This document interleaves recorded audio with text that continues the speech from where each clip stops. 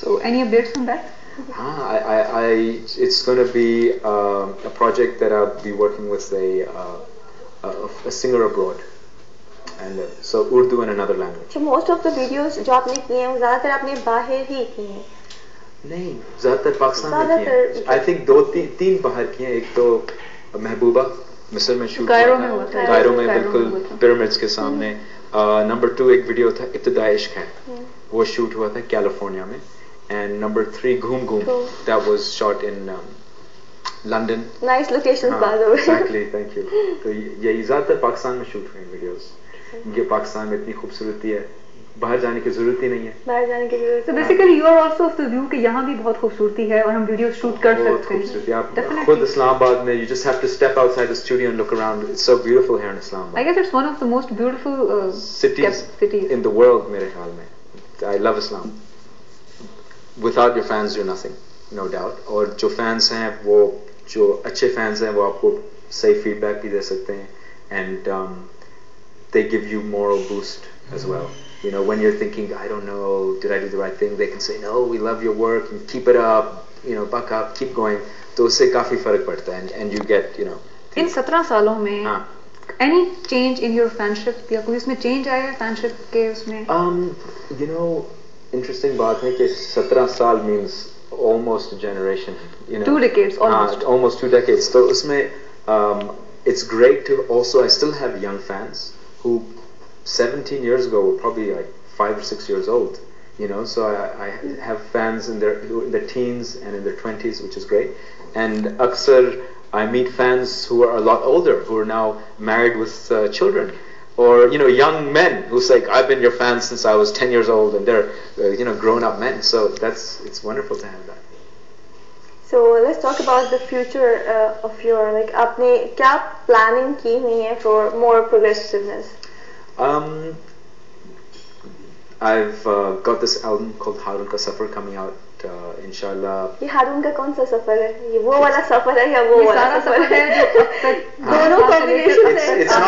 It's not the SUFFER والا سفر کہ بہت سفر ایک جرنی والا سفر ہے. ہاں تو it's that, because life is a journey. This whole experience as a singer for me, starting off 17 years ago, has been an incredible journey. That was more than even 17 years ago. Yeah, it was like 93 میں I remember آواز کے songs. اس سے پہلے بھی yes.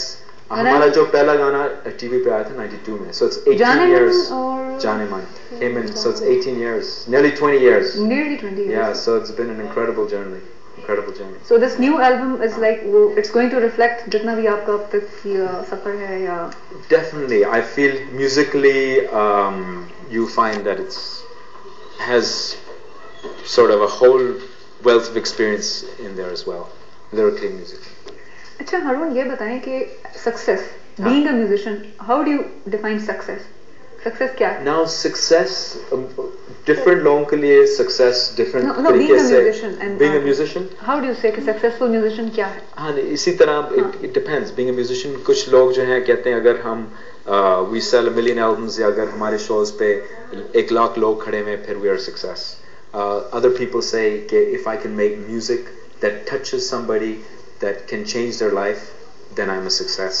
So there are different ways of success. And so what is and yours? I've luckily experienced both, which is great. I've been able to do huge shows for thousands of people, and I've also done songs which people turn around and say, you know, that song touched me. So اچھا we have some text messages for you Harun. Sure. Kinza نے واقعی سے لکھا ہے کہ Haroon I like every song of yours, especially جوا کھیلا. اور اس کے علاوہ ہمیں حافظ واقعیت نے السلام علیکم کہا ہے. تھینک یو سو مچ.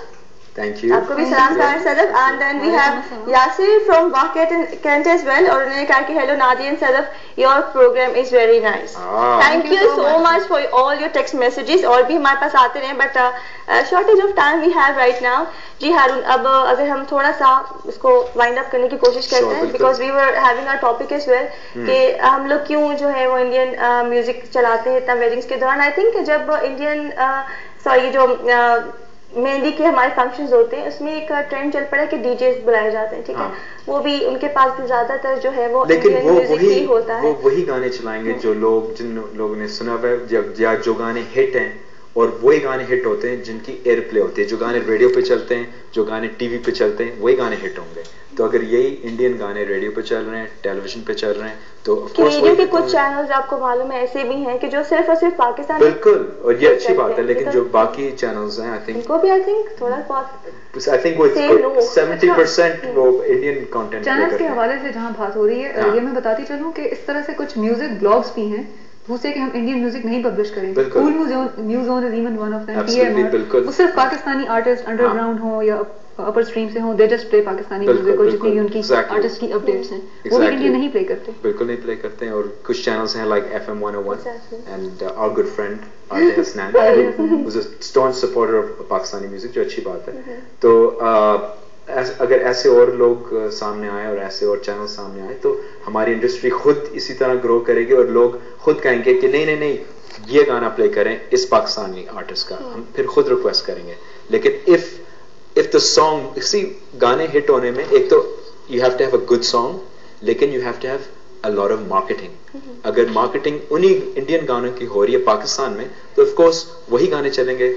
آپ کا گانا بیٹھ جائے گا آف کورس. اینڈ آپ کے جو وہ سانگ ہے ابتدا عشق کا, اس کی بگ فرمائش آئی ہے SMS کے تھرو بھی, تو وی وانٹ کہ آپ اس کو تھوڑا سا پلے کریں, اس کے بعد پھر ہم اس کو پلے بھی کرتے ہیں. Great.